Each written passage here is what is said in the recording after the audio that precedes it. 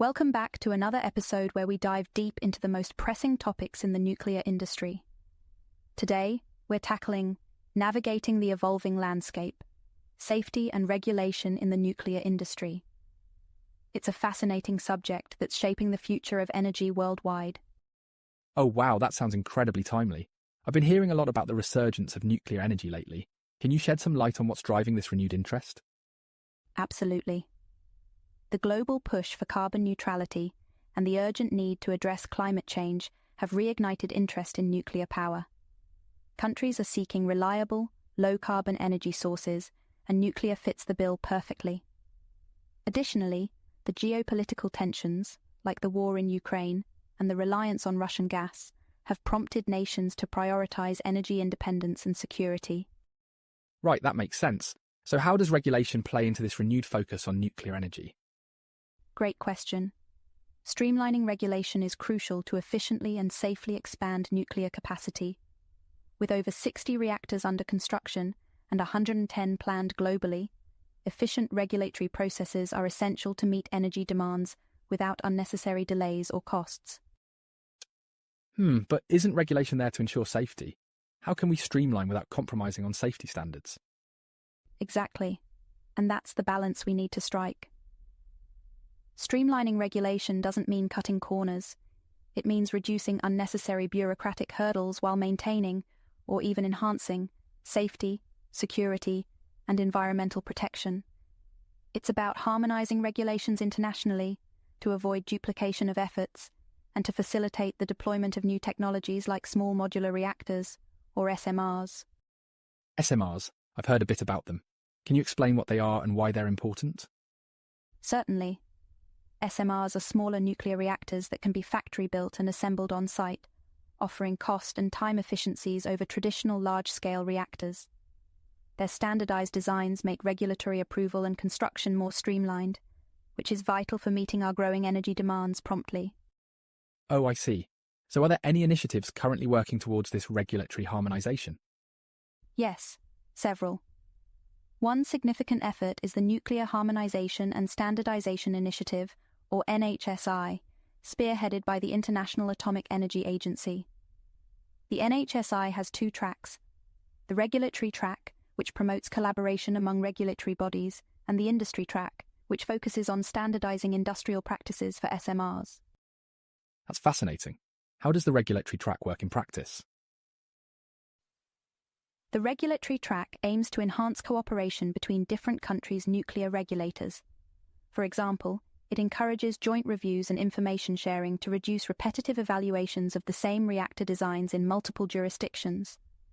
This collaborative approach helps in establishing unified regulatory standards while respecting each nation's sovereignty. But with each country having its own regulations, isn't that challenging? It is, indeed. Most countries developed their nuclear regulations independently to suit their specific needs, leading to a patchwork of standards globally. However, by focusing on the common goal of safety and leveraging international cooperation, we're finding ways to align these regulations more closely. Can you give an example of such international cooperation? Certainly. The Newwood SMR project is a prime example. Developed by a consortium led by EDF in France, the Newwood design has undergone a joint early review by nuclear safety authorities from multiple European countries, including France, Finland, and the Czech Republic. This collaborative review process is streamlining the licensing and deployment of the Newwood SMR across borders. That's impressive. So they all came together to evaluate the design simultaneously? Exactly.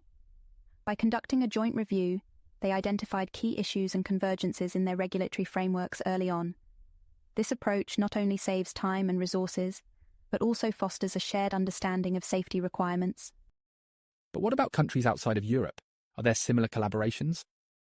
Yes, indeed. The US Nuclear Regulatory Commission and the Canadian Nuclear Safety Commission signed a memorandum of cooperation to collaborate on advanced reactor and SMR technologies. They're working together on technical reviews, pre-application activities, and even research and training initiatives. And that's fantastic. It seems like international cooperation is really at the forefront. It is. Another example is the work being done with GE Hitachi's BWRX 300 SMR design. Regulatory bodies from the US, Canada, and other countries are collaborating closely with the vendor to align their safety reviews and facilitate licensing. So with all these efforts, do you think we'll see faster deployment of new nuclear technologies? That's the goal. By harmonizing regulations and standardizing designs, we can reduce the time and cost associated with licensing and construction without compromising safety. This is essential for meeting global energy demands and achieving climate objectives. I can't help but wonder, are there any obstacles to this harmonization process? Sovereignty is one significant challenge. Each country has ultimate authority over its nuclear safety regulations. While collaboration is beneficial, nations are cautious about ceding control over regulatory matters. There's also the complexity of aligning technical standards and safety cultures across different regulatory bodies. So that's understandable. So how do organisations like the NHSI address these challenges? They focus on building consensus and establishing common goals.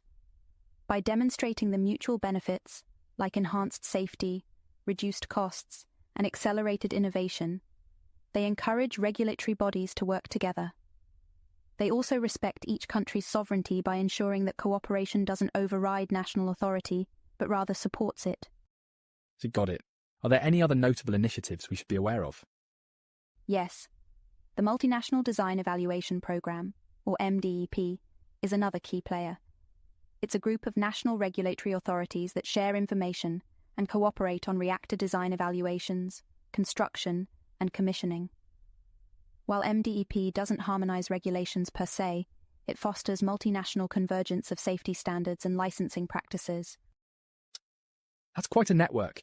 It seems like the nuclear industry is really pulling together globally. Indeed, and it's crucial. The challenges we face, climate change, energy security, and growing demand, are global in nature.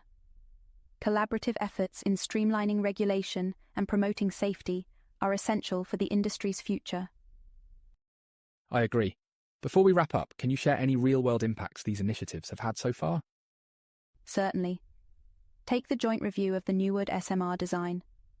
This unprecedented collaboration has accelerated the evaluation process, allowing for quicker adjustments and improvements to the design based on collective feedback. It's setting a precedent for how future reactor designs can be assessed and deployed more efficiently. That's encouraging. It sounds like we're on the right path. We are, but there's still much work to be done. Continuous effort is needed to overcome regulatory differences and fully realise the benefits of these innovative technologies. Well, this has been an enlightening discussion. I've learned so much about the importance of regulatory harmonisation in the nuclear industry. I'm glad to hear that.